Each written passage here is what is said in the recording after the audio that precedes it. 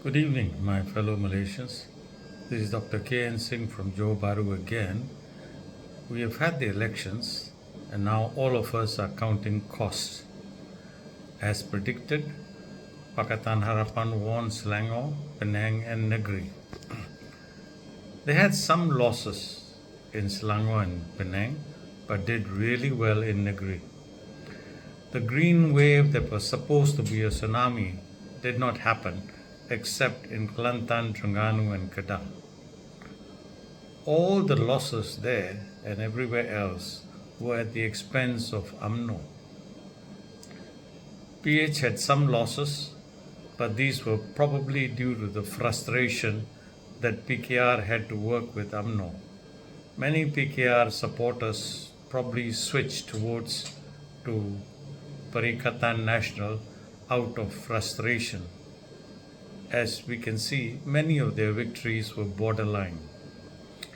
It's uncomfortable to see Malay voters have overlooked corruption and chose race over what is right. Few things must be made clear. The results of these state elections have no bearing on the federal government, and it doesn't mean that the unity government has to resign. Perhaps it is a nudge to Prime Minister Anwar to stop pussyfooting and keep his election pledges and wipe out the corruption as he said he would. He actually said during a rally just before the elections that after August the 12th, those who infringe the 3R will be dealt with immediately. Let's see where Sanusi stands now.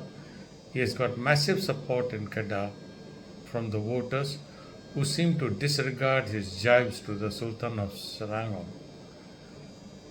Prime Minister Anwar has to deal with this and has to do it fast. All of us know that what goes around comes around, and we were always told that we will reap whatever we sow.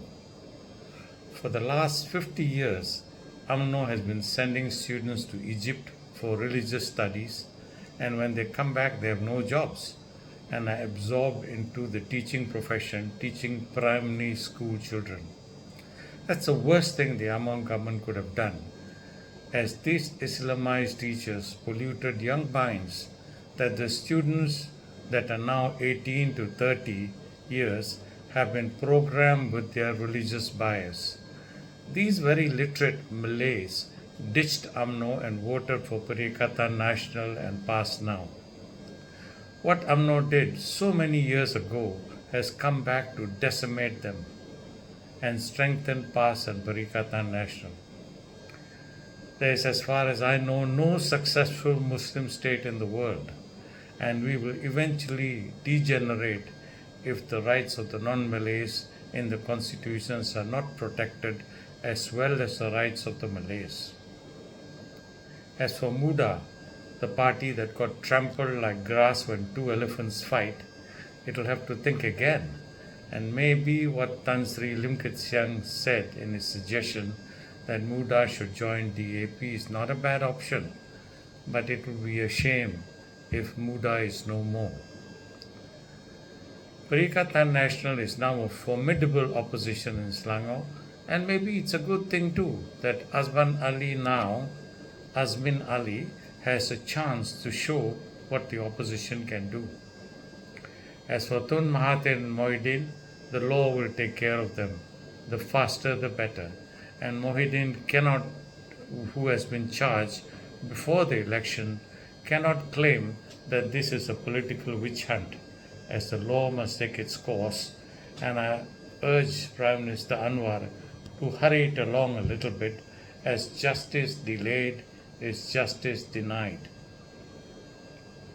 Perikatan Nasional wins Kelantan, Terengganu and Kedah, and now this will present another dilemma for the Perikatan Nasional, as they will have to show what they can do in the next 5 years for the population, as they are the sole government and they must be fully responsible for the result.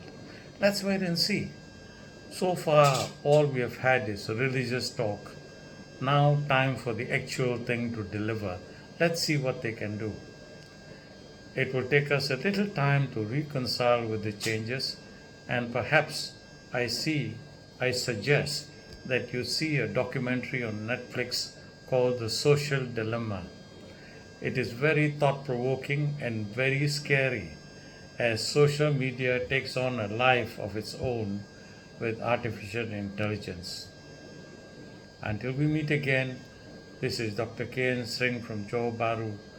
Thank you for listening and don't give up hope. There is a tomorrow, my friends. Good night.